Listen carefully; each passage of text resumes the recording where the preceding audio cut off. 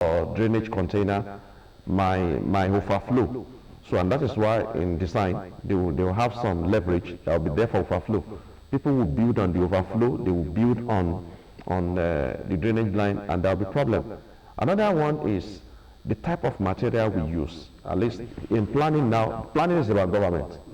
It's about government. So that will tell the government that the government should be strict enough to be able to stand with what they have planned, because standing with it is preventing a future problem. Then, so the materials, many materials are compromised. If a material is supposed to live for 100 years, when you compromise it by 50%, it will live for 50 years.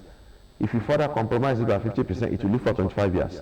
Before you know it, so if it is further compromised at the point of production or probably installations, then there will be problems. So the issue of the materials are there. Who are cheating on the material? Who are not producing the quality? It's about government, it's about practitioners, it's about individual. Then you now come to the issue of knowledge. Knowledge, so these are issues. There's a difference between idea and knowledge. When you have idea, you will be able to explain something. But when you have knowledge, you will be able to explain and do something and control that thing as well.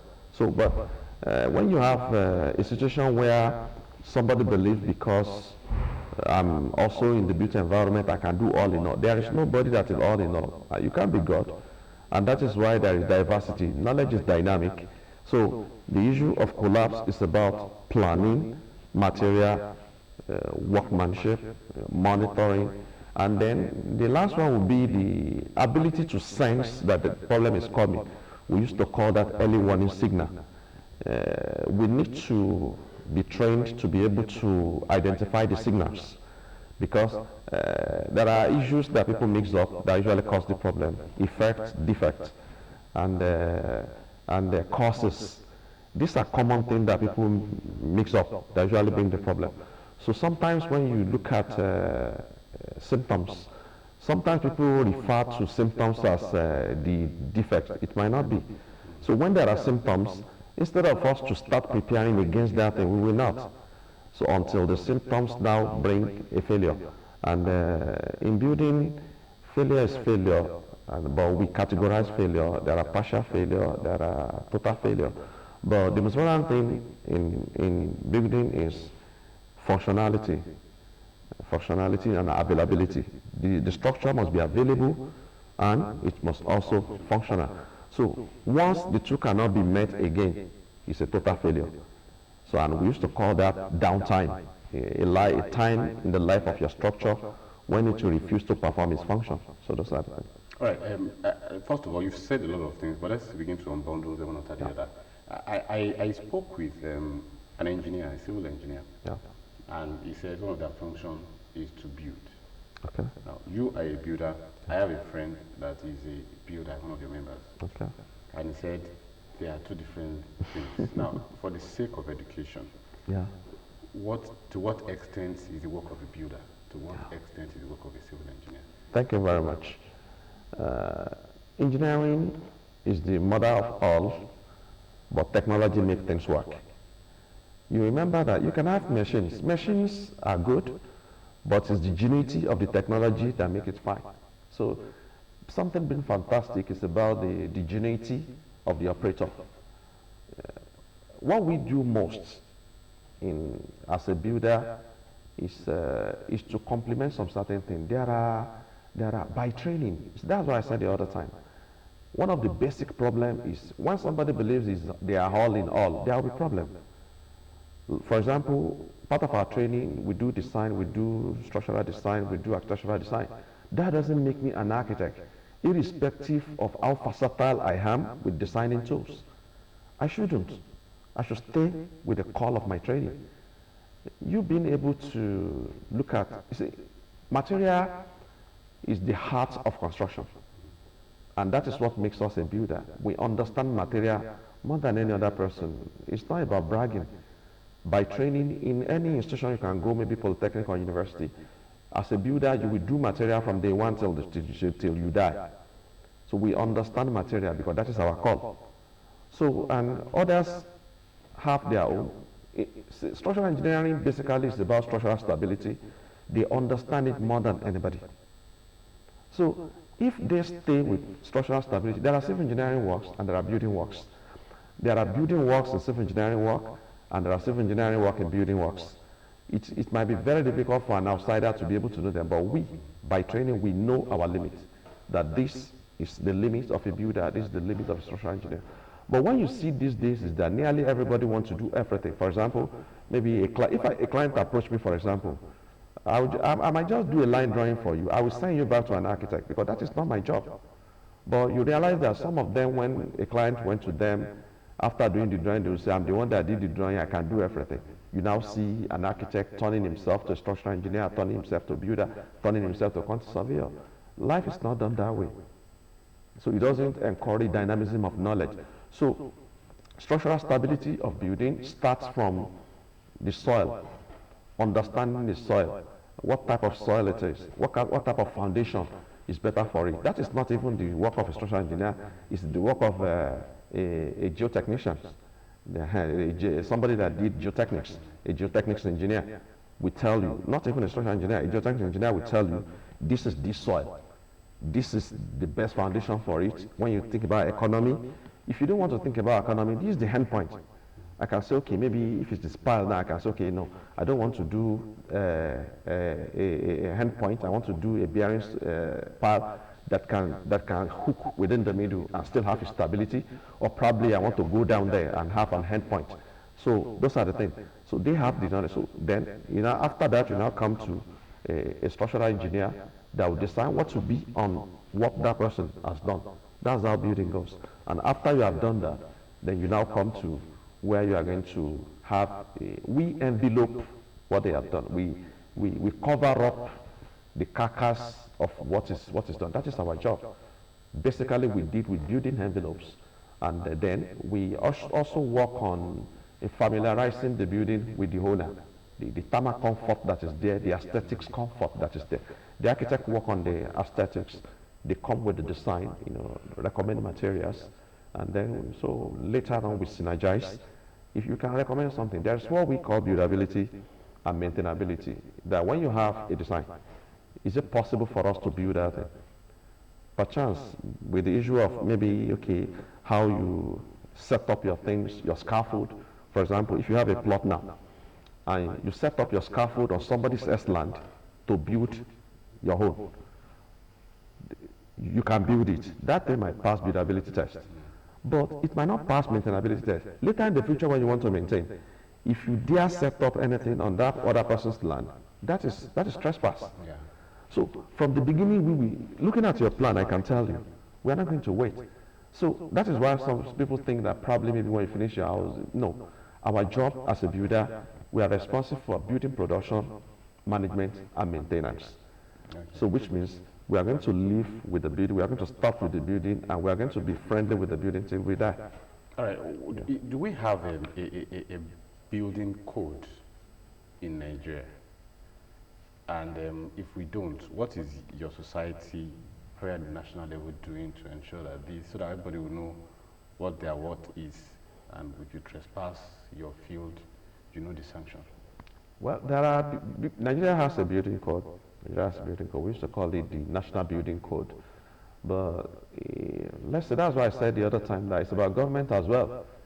The government doesn't have the political will to ensure it works. And Nigeria will never be okay in terms of built environment if we don't set that right. You see, you cannot operate without your manual, your standard. And that is one of the things. But luckily, we have the National Building Code. And also, Ogun State has something that regulates construction. We have physical planning law of Ogun State 2022-2023. It's a very fantastic thing. So we need to uphold them, but the volume, let's say the dignity or probably the amount of pressure put in enforcing it is very, very low. There is National Building Code. All right.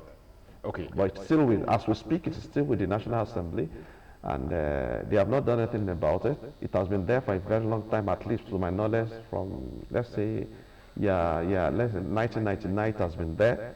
But states are just deriving from it, localizing the content to suit their environment so that they can move on. Okay, this program is being watched not only by the elites, but even by those that are, the grassroots people. Yeah. And if you go to them, they want to build, probably as a plot, want to build a 3-bedroom flat. Okay. Instead of coming to someone like you, yeah, they'll go to one, about something at the back of the house. Yeah. And, they'll say, they can build, and they will build, and all of that. What should be the procedure? If you have a land, you want to build, what should be the procedure in the building construction family? Normally, when you want to, starting from you getting your land, you see, patronize an estate surveyor who can help you to get a land at a better place depending on your usage. When you are through with that person, then you can get a land surveyor who will help you to come out with the demarcation of what that land is. They can also help you to verify. Nowadays, people approach just anybody, buy the land, afterwards there will be problem. When you go through the normal process, you will not have problem because immediately an estate surveyor gets you the place, then the land surveyor has the knowledge and the training to verify. Maybe that place is genuine or not, maybe it belongs to somebody else, maybe it's a government acquisition, because those things are very viable at the ministry. So after you have done that, they will produce a survey for you that will outmark the land, the portion allocated to you, being represented in the drawing. After that, you can then approach an architect who will help you to develop something based on the law. Based on the law, because in the National Building Code or probably the physical planning law, there are what we call setback. It's not just because of today. You see, like something can happen. You can say, I own my land, I have the right to use everything. What if something is happening to the house beside you and the house collapses? If you refuse to give that setback, accident might occur to you from the adjoining building. Those are the important that as a common man we don't think, we just be thinking the government wants us to have space and do they want to see something small? No. It's for safety. Setback is actually for, I know it brings aesthetics, it brings beauty into the house, but basically it's for safety. In building, our basic concentration is about safety. Safety and durability. Money and life. We want you to spend your money and life. And that is why we must respect those rules and regulations. So after you have gone to an architect who will design the building, there are so many things that has to do with architecture. It's not just about drawing, no. It is not drawing that makes somebody an architect. It's a concept. Concept that is represented on the drawing, and it is a conglomerate of so many knowledge that the architect will put up to have that drawing. After that, it's not okay for you to start a construction and stop on the way. You need to know what is the cost of this thing from the beginning. So you need to patronize a quantity surveyor who will help you to come out with the cost. After that, then you can now have, from the drawing, as I said, the drawing, there are so many drawings that a building should have. Architectural drawing, structural drawing, mechanical drawing. All these people will come up with their drawing and the quantity surveyor will quantify them, making you know. In fact, they can even also help you because the common man will say the cost is much. They can help you to segment the construction into phases so that you can start doing them little by little.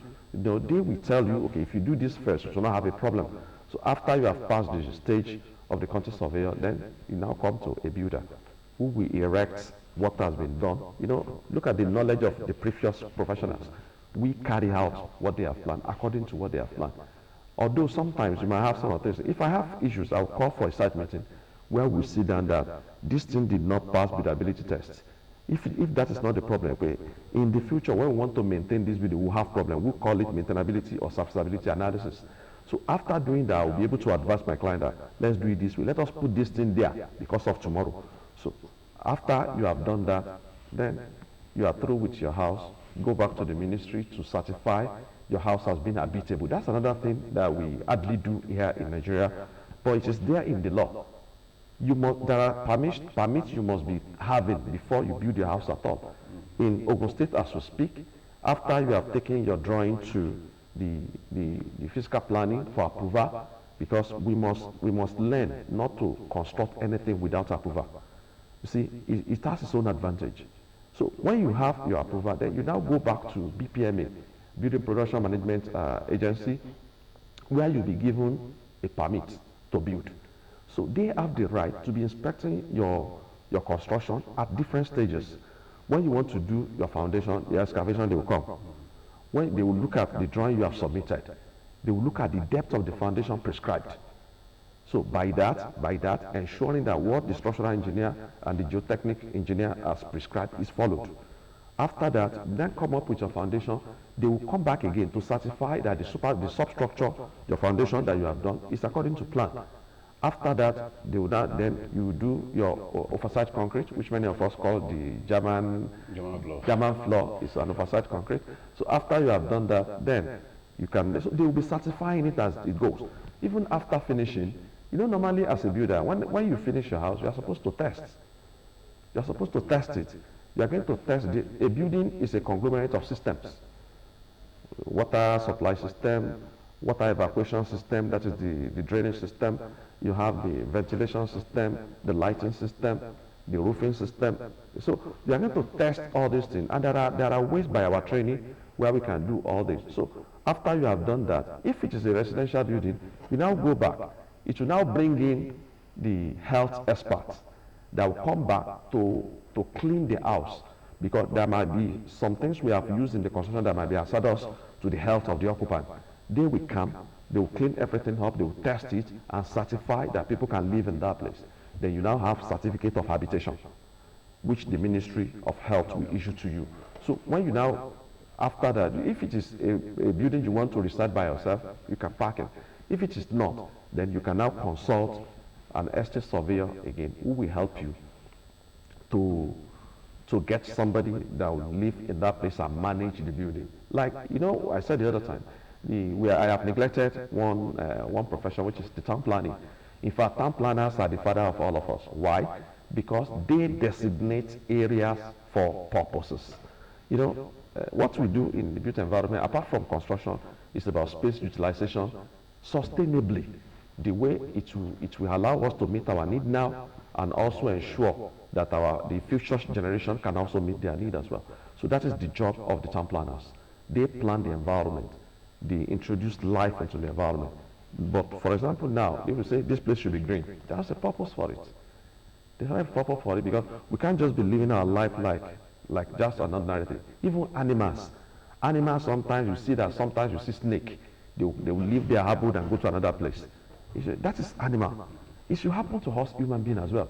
We should have areas that can naturally, when we have corrupted our system, areas that will naturally demystify us towards our normal setting.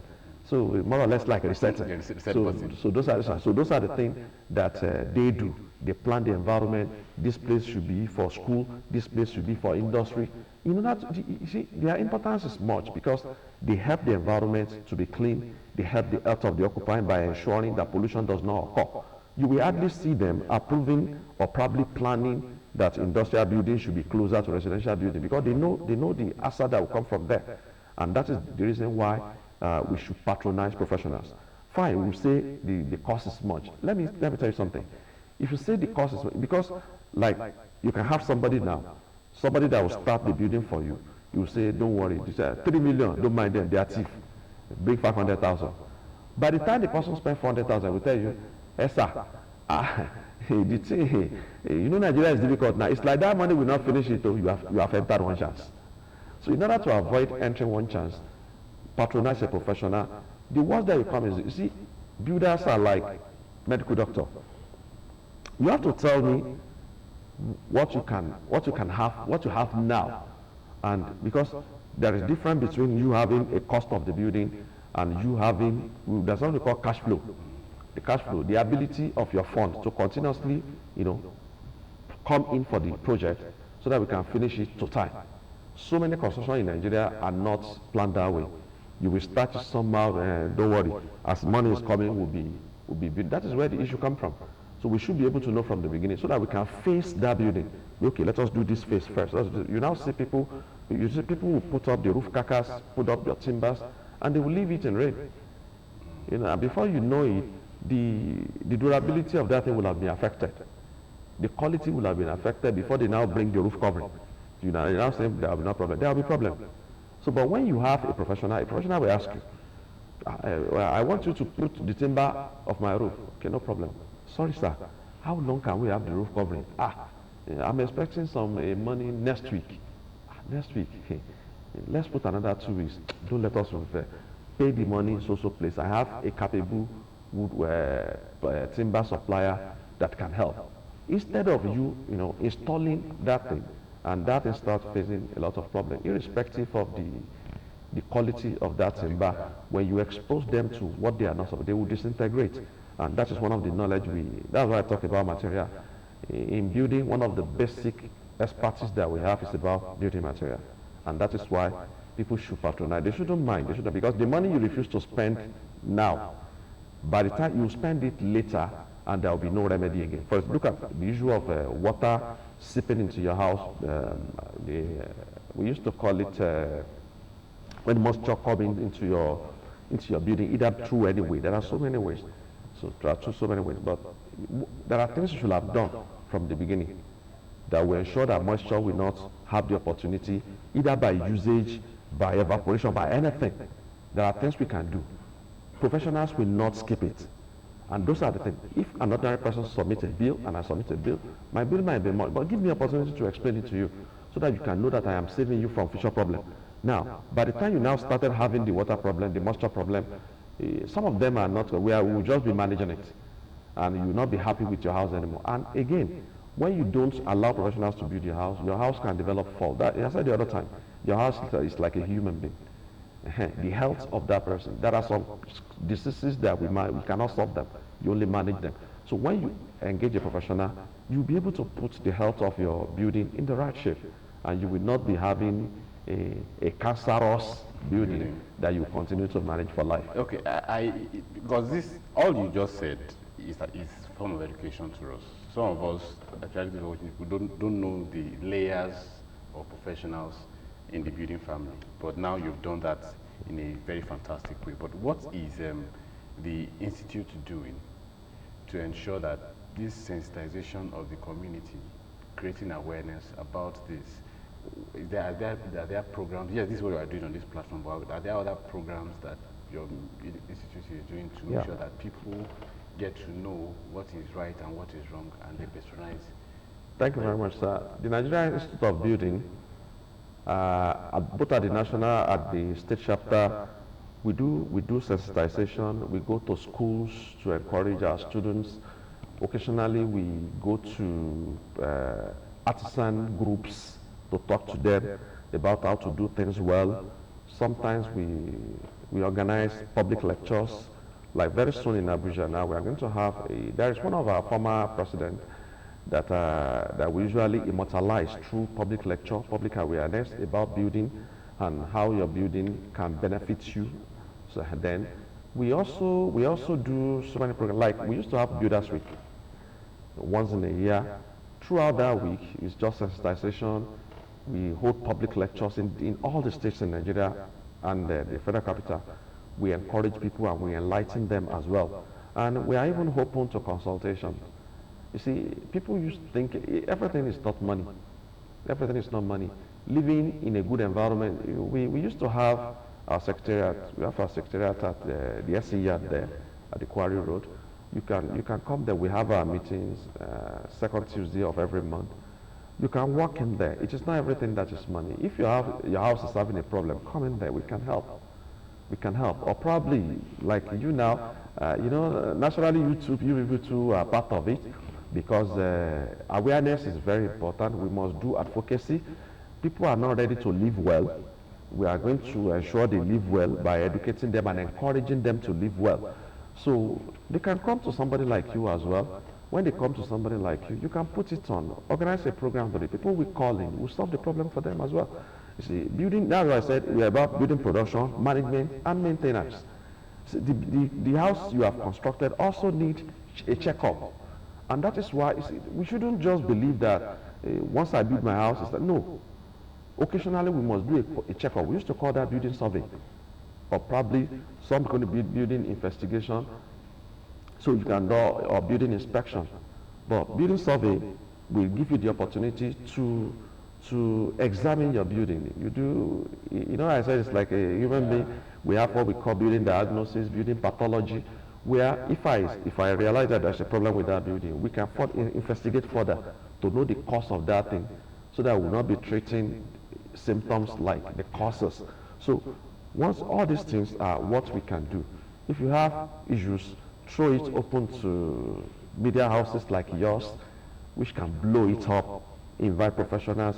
We can come and discuss problems with building. In fact, if not fund, if you can get a sponsor, we can actually start a program like maybe my building, your building and you, where we'll be looking at buildings and the common problem that buildings have, and we can educate listeners about how to treat those problems when they come up and the symptoms they will have before that thing can actually stop the functionality of their, we can actually do that. So we do a lot of advocacy. We go to people. Sometimes we go to markets, talk about people. And one of the things we do again is that whenever we see anything that is wrong in the environment, we also act as a whistleblower. I want to give kudos to the Ogun State government, at least the little I know, my field. They have a lot of arrangement. Like we have a group called BCPG, Building Collapse Protection Guild, that is responsible for preventing collapse, not just at the point of collapse, but at the point of symptoms. So they're in the Ogun State here. The chairman in Ogun State is also the first chairman of NIOB Ogun State chapter. And we have two people that are too fantastic as well. The two commissioners. I don't know of any other person. I said, that's my field. I know of the commissioner for housing, and also the workaholic commissioner for physical planning and environment. In fact, the two of them are fantastic, and they are monitoring issues. They are monitoring issues. But the problem we have is that when people see what is wrong, they are scared about complaining. I can assure you, approach these two people. They are always there. They are always there. So that is what we used to do. Okay. There's a challenge about if we saw some buildings, especially some big cities, Lagos, Abuja, that collapsed. And when we found out, we discovered that even those that were responsible for the buildings are professionals. Okay. And they violated probably one or two of your building rules and all of that. Yeah. Now, are there ways of dealing with erring members, erring builders, that this is the road and he knows it's the road, but because of whatever reason moved away from the road and caused a collapse? There is code, there is ethics, there is regulation. And there are so many regulations that will take care of that. But that's why I said the other time that everybody is yearning for change and better life. But we are not prepared for it. We are not prepared for it. We must be upright in upholding standards. If we can do that, I know the problem will be solved. But it is the compromise. In fact, left to me, those who compromise materials, those who compromise proper practice, in fact, they should be charged for murder. Somebody, yes, somebody that corrupts standard.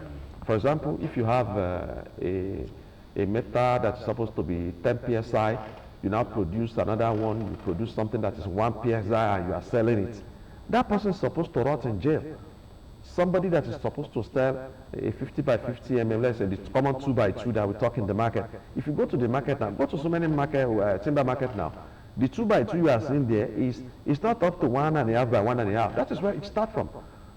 If the government can stand, well and ensure that all these things are maintained, there will be so. In the profession of building, there are disciplinary measures that are there. In fact, the worst of this is that you can even be derobed, your practicing license can be withdrawn, and you'll be prosecuted. So, because we have a regulatory body, the Council for Registration Registered Builders of Nigeria, that is CORBON, that is responsible for the coordination of the activities of builders in Nigeria. So, if all these things are done, it is just I believe the issue of building collapse and nobody is responsible is about the government. Once the government is ready, nearly all the professional body that you can have around has a disciplinary committee that can take care of that. But the government is not ready, you know. If somebody is arrested now, somebody will make a call, it's my brother, it's the brother of my brother. Until we forget all these things, we will not move forward. If the government starts prosecuting people on a failed project, at least those things are there. And that is why they say when you go to any site, you must have the project information board. Let the information of everybody that is responsible for what be displayed so that people can know who to call. Then the government agency that is also doing certification of different stages, they should up their game as well. They shouldn't compromise anything as well. So if all these things are done, the professional bodies they will also be there to take care of their members, their hair. The government will be there to take care of their officers, their hair. And the police is there to help. I think all the issue of collapse building we reduce drastically. All right, we will be taking a little break and allow my guests to just take some breath. But when we return, we'll open the phone lines and you have the opportunity of calling us and ask any question as touching building. We'll be right back after this break.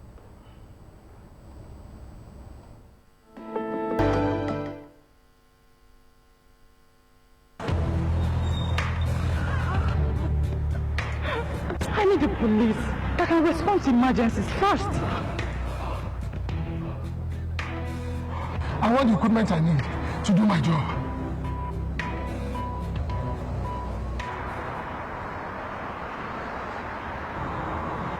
I want a police that won't harass or arrest me for no just reason.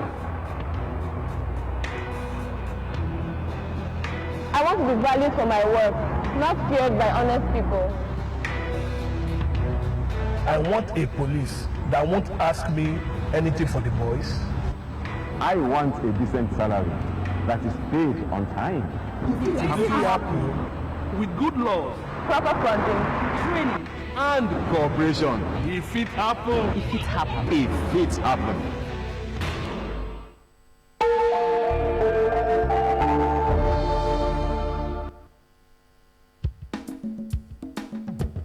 Nigerians, our able Nigerian military don't they win the war against Boko Haram.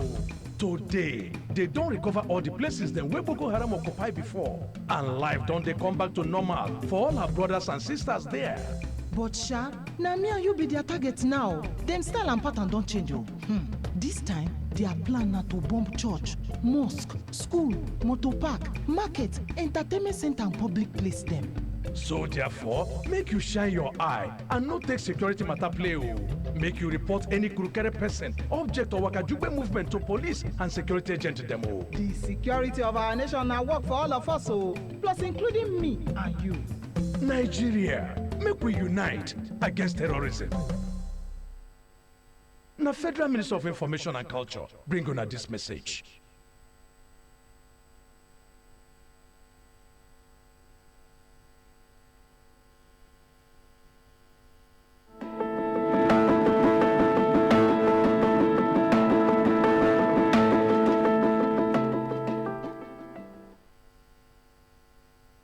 Right, the program is still the round table, and then the phone line is open.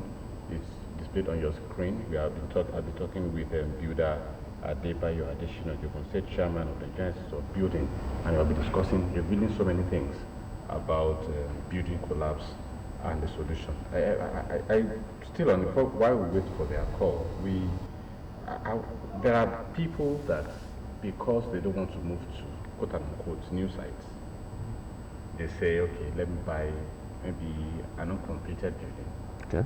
and either complete it or demolish it. Okay. Now, first of all, is that a right thing to do? And what if the building that was bought was a failing building, and they just, build it and like that? That is one. Then, what is the role of clients in, let me use the word, tempting a builder to compromise standard? Have you ever experienced any of that before? Yeah. Now, when you buy a land or a house, it's a matter of choice. But the most important thing is when you buy a land, you are going to run integrity tests for your land, like maybe you do the common test, geotechnics test. But when you buy a building, you are supposed to also carry out a building survey on that building to determine the status, the condition of that building. So once the condition of the building is determined, then it's like you want to put something on something. You have to ensure that what is there can carry it. If it cannot, that thing needs to be fortified. And exactly what you have done on the virgin land is what you are going to do. You are going to run nearly everything. The engineers will do their work. Everybody will do their work. Then you now start. You install in that house parameters, tools that will help that thing. Maybe it's going to be another type of foundation. Maybe what is there. There's something we do that most of the houses have problem because too many loads are on the wall. I can decide to make my walls to non-load bearing by making it a frame, running columns and beams, and those ones will carry the load. So when you realize that that house that you bought cannot do that, just make them a redundant member by ensuring that the load is not on them, then you continue. Now, so it is not bad that you are having a distressed house being sold, and it is the responsibility of the buyer to call experts to be able to analyze that building and to specify to him the way forward from there, so that safety and also the enjoyment he planned can be established. Now, sometimes you see clients that usually believe because they have money then they can determine everything. It's fine in school. I can remember those days. The final exam in measurement will be he who pays the piper dictate the tune, which means that the client is a king. You must treat him like a king, because if you don't listen to the client can decide you will not do my job anymore. But we'll keep on pleading that as a professional, when you realize that, you see, we should value our knowledge as a professional. Whenever you encounter something like that, it is better for you to quit rather than for you to compromise standard and construct something that later on in the future when it collapses, no clients will come out and say is the problem. You see, and that is why even on site when you are doing your work and anybody brings anything that contravenes what has been planned before, let that thing be in black and white.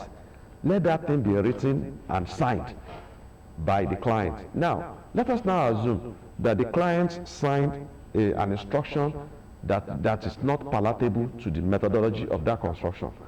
You can look for, one of the responsibilities of professional body is to mediate between client and the contractor or the builder on site. You can report such a case. The professional body will seek the audience of that client and explain to him the reason why things have to be done that way. If you don't do that, you can approach the Ministry of Environment as to, they too has a facility to do that. They can help you to educate that client.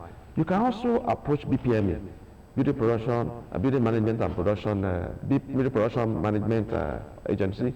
They can also help you too. So because this thing is about life. We should see building as life. So it's there, but so many will not talk because the client might feel if you report me to anybody, I'm the owner of my money, I can do anyhow. But clients should please start having a change of heart. Truly, you have employed us to carry out our building. Give us the liberty, give us the freedom to be able to give you what you want. It's not, what is the essence of having a house today that in 10 years that will become a trap? It doesn't worth it. And that is why we must very careful. But in a candid, my candid opinion, if the client cannot be sermonized, if the client cannot be persuaded to allow you to do the normal job, it is better for you to quit that job than for you to risk losing your certificate, because when that building collapses, then you'll be responsible for it. Right. Let me go to capacity building on the part of builders. Okay. So how is your institute working to bring builders up to speed with the 21st century way of doing things? Well, we used to have a lot of things. The AGM is there. We used to have so many workshops where we update our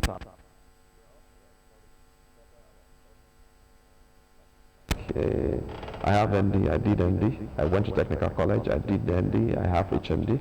I have BSc, I have MSc. Presently, I'm running my PhD, and we have so many of us like that. Even we have some of us that are not even in academics. I'm in academics. I'm a technologist at Federal Polytechnic Ilaro, and I practice, and all those things. So, but we encourage our members to continue to learn, because construction is dynamic. You will continue to have, in terms of even method and material. The other time I said, building collapse is about three things: the law, the material, and methodology. So we must continuously educate ourselves on these things, and that is why sometimes we used to have workshops. We call people from the ministry to come and educate us about law. We call experts to come and talk to us, and within ourselves too, we organize seminars, and mostly when we have our meetings, sometimes we used to have technical sessions, which are also part of the education strategy for members. But basically, we encourage our members to up their game. Sometimes when we have our AGM, we used to invite manufacturers of new materials.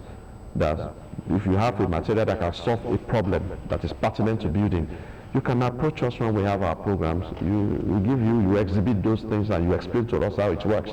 And those are the different methods of educating people and also upgrading them to match up with the development and advancement in construction. Are you linking also with future builders? Those are in the schools? Yes, we used to have Catch Them Young program. We go to secondary schools. We go to higher institutions. Actually, we have a student body. It's called NAOBS, National Association of Building Students. We have them in all the schools that offer. It should be surprising that we have 8 institutions offering building in Ogun State. 8 institutions, both polytechnic and university, and some are coming up as well. So building is a great call, because when you read building, sometimes when you finish your house like this, you just be laughing and be looking at it and go, wow, this is my job. Building is a very lovely and lively course. So we encourage people to allow your children to study building, especially those who are investing in real estate. I will advise you must build up somebody from your family that will read building, so that that person can adequately be a good doctor to all your investment. All right, lastly, because my time is up and I've been asked to round off. What do you see this institution in Ogun State becoming or achieving by the time you are going to be leaving office? Well, I want to leave a legacy that we concentrate more on development of individuals, development of the environment, and building, raising a hope in clients to patronize professionals when they want to have their building without actually breaking their bank. All right, I've been discussing with builder ADEBAYO, the chairman, Nigerian Institute for Building, Ogun State chapter, and the topic we've been discussing is incessant building collapse, the cause and the solution. And I'm sure you've learned one or two things. If you have not learned anything, learn the fact that patronize experts. All right, on this note, we come to the end of the program. Next week is another time where we'll meet another guest to discuss another topic that will be germane into nation building. Until then, my name is Tunde. Bye-bye.